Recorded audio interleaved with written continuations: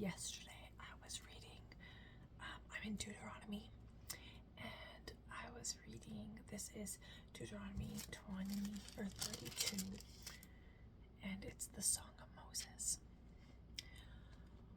Okay, should I read the whole psalm? That's the question. Okay, no, I'm just gonna skip forward to the verse that I was like, and I know these things, and then you kind of like forget about like them and how cool it is, and like I feel like it's really easy to forget about the supernatural. Like, I have a video on here called Pulling Back the Veil, and it's about Daniel, and that's gonna relate to this.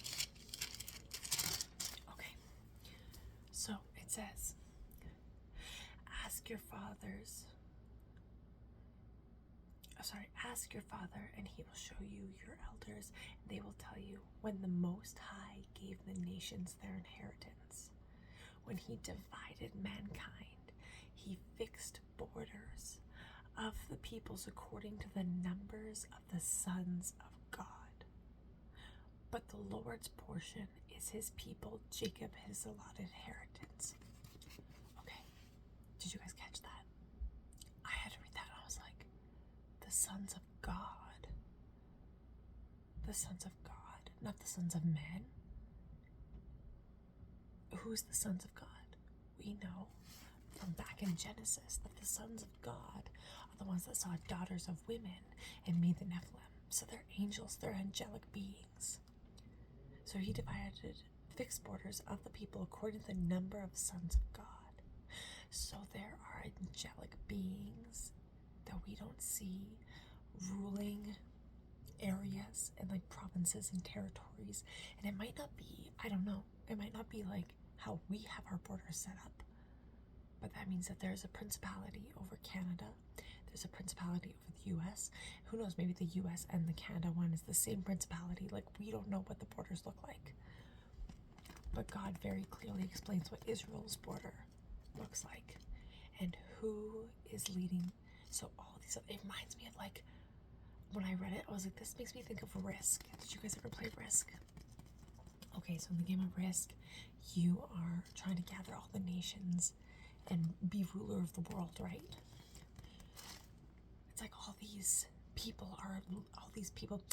divine, not divine beings, all these angelic beings are over the borders. And it says, but the Lord's portion is his people, meaning that, so the Lord is leading is the Israelites, and everyone else was getting led by other little g gods, you know, like he calls them that when they're like fallen angels. Let's see.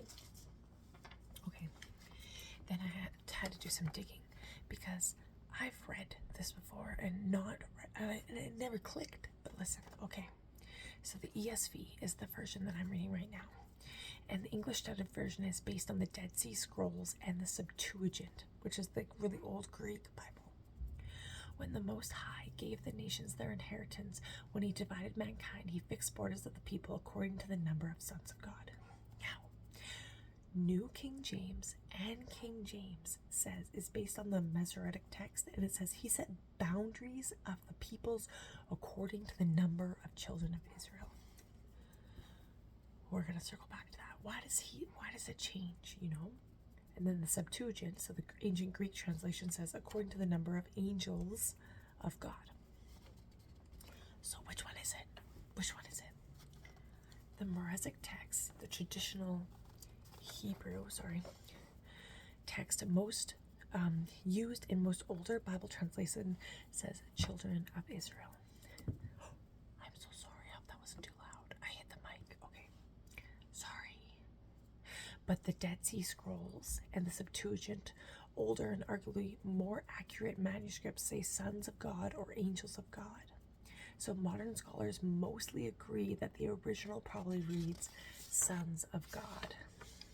Hebrew, Ben Elohim, not children of Israel. So who are the sons of God here? The phrase sons of God often refers to heavenly beings, especially in the Older Testament, Genesis 6:2, Job 1:6, etc. In that usage, it does not refer to human beings, but spiritual beings that we might call angels.